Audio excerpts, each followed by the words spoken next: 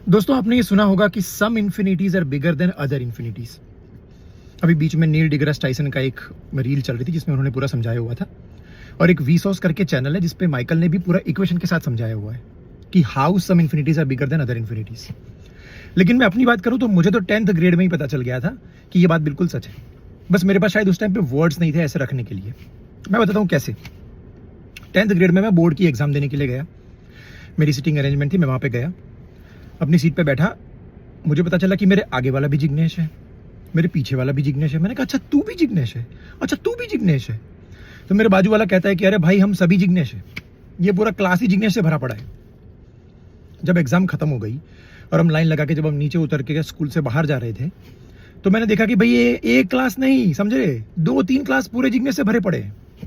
मतलब ऐसा ग्रुप नहीं है कि 4-5-10 लोग यहाँ पे, हमारे पूरे क्लास है, क्लास जिग्नेश के पूरे क्लास है, समझ रहे हो। अगर हम सब लोगों को लाइन में खड़ा कर दिया जाए तो हमारी इन्फिनिटी सबसे बड़ी बनेगी। है साइंस ने ये तो प्रूव कर दिया कि some infinities are bigger than other infinities. अब उनको ये प्रूव करना है कि which infinity is bigger than Jignesh infinity.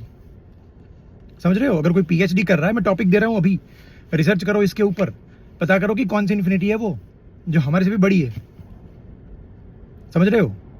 अभी ये इलॉन मस्क का कुछ नेटवर्थ है, अभी ये कुछ ये चल रहा है कि इलॉन मस्क का जो नेटवर्थ है उसके पैसे अगर कैश करे जाए, उनके $100 बिल या फिर $1 बिल को अगर एक साथ जोड़ दिया जाए तो अर्थ के कुछ चक्कर लगेंगे और फिर बाकी का पैसा जो है वो मार्स तक जाएगा।